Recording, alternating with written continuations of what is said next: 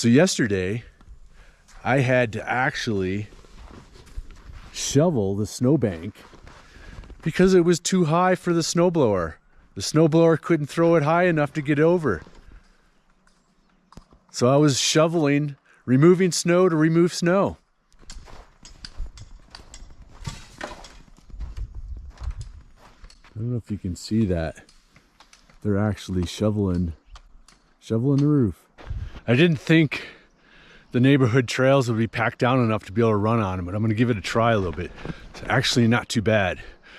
But today we're going to dive into some techniques that really talk about the most effective way to build strength for running, for all runners, and specifically how this can help your cadence, your overall strength, and how it can really hone your form. So let's go see what the neighborhood trails are all about, get a warm up in, and then we'll hit it.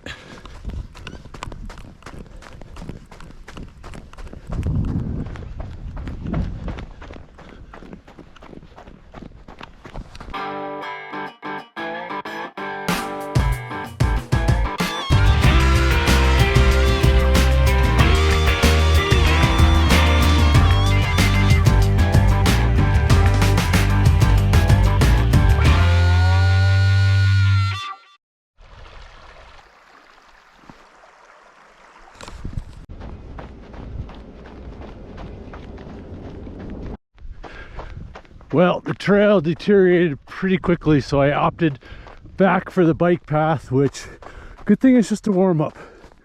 And this is one of my favorite views around the hood on the bike trail. Got two ponds, one there that's a little more frozen than that one. And got a incoming for landing. Welcome to Jackson Hole. Good landing. In last week's video on running and fasting, I mentioned how I was just going to chronicle how I continue to experiment with fasting and running. And sometimes there'll be dedicated videos, and other times it'll be a video like this where I'm just commenting on what I'm doing today. Today we're going to do shorter, faster efforts, under 30 seconds. So I found that when the effort is very short and very fast, or relatively fast, I can still fast going into the workout and not suffer from lack of strength or lack of power.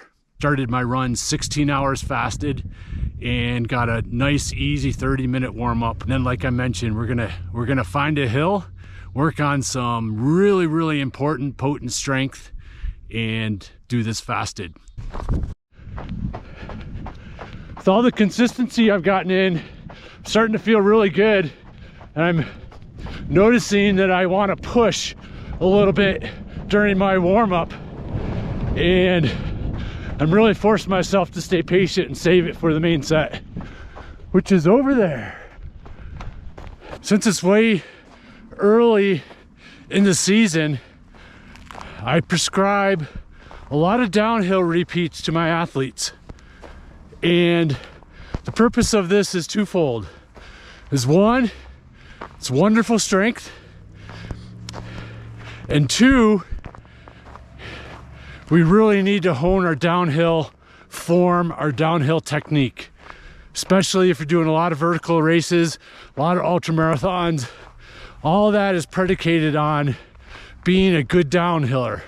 A fast racer is a good downhiller. A lot of times athletes put way too much emphasis and priority on being strong going uphill, which is super important, but they neglect what I feel is even more important from race strategy of really honing form and strength for downhills. So we're gonna head up over this hill. The key to finding the right downhill is you want it gradual. We don't want it so steep or too technical where you can't focus on your foot strike or if it's too steep, you really are forced to heel strike. We want to eliminate that. So why is downhill running so potent from a strength standpoint? It really trains your eccentric loading or your eccentric strength. And what is that? That is, if we use a squat as an example, the eccentric movement is lowering of the weight, lowering of your body. You might think of it as a negative. The positive coming up is concentric. This is eccentric, and that's why we're gonna utilize the tool of the downhill to create a lot of potent strength that's really gonna help. But the key is we have to also practice good form. And so early in the season with my athletes, they are picking a gradual hill, a short hill, 15, 20, 30 seconds, no longer initially, and they're only going as fast enough as they can without heel striking. We're using that subtle forefoot to heel strike on the downhill, going slow enough to achieve that, because that's where our strength comes from. As soon as we heel strike first, we're loading the quad. We're shutting the glutes off. We're shutting the core off. We're overtaxing the quad. Now you have IT band trouble, tight hip flexors, all the tightness that most runners think is just par for the course. By changing our foot strike, we can eliminate that. And now with the downhill eccentric landing, we're getting great strength that's gonna help any runner. Because I've got to be ready for those hills, and those hills come May. Got to be strong to run free. Another thing we want to avoid when it's coming to our foot strike is we don't want to reach out in front of us and of course heel strike, or reach out too far in front and know that we have to strike with our forefoot and point our toe to achieve the forefoot strike. You've got to pull that strike placement back in, similar to running in place. So this is where the practice comes in. Early season, we want to practice good. More is not better, better is better.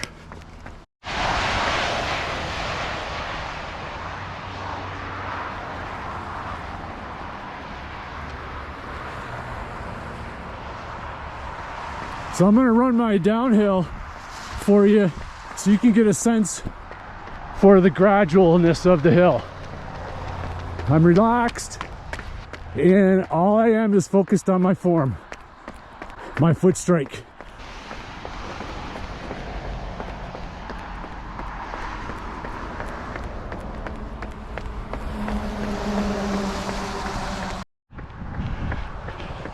Then for my rested roll, I'm running back uphill as easy as I can, focusing on my foot strike and my cadence. So why is eccentric strength so important? It builds a better rubber band, a better spring in our legs and our muscles. More leg stiffness, which is a good thing. If you have Born to Run 2, you know all about leg stiffness and how important that is for cadence, for longevity, for health and performance. And this is where that eccentric loading really builds great leg stiffness strength and your ability to get off the ground quickly to achieve better cadence. And now from a performance standpoint, again, we're honing our form to allow our form to be stronger and better as we start to do longer and longer downhill efforts in training and in racing. My cardinal rule: the longer the race, the more important form is in general, and the more and how crucial it is for the downhill. So you don't beat up your quads. You're using your glutes. You're using your entire body rather than slamming your quads for diminishing returns later.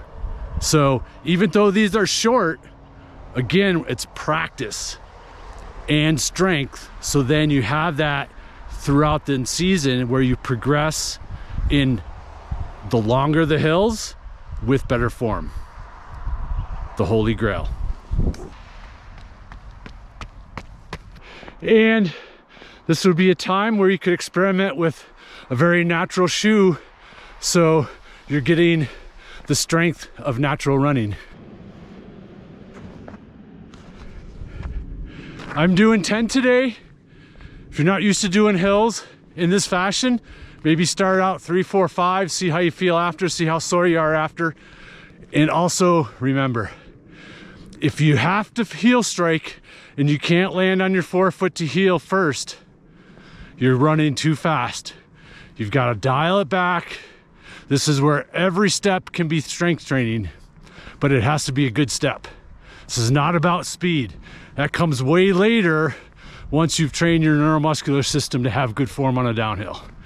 All right, I'm gonna finish it up. A little alone time for me, and that's all I got for you today. Hone that downhill. Over and out from Jackson Hole, Born to Run World. Run strong, run free. See you guys.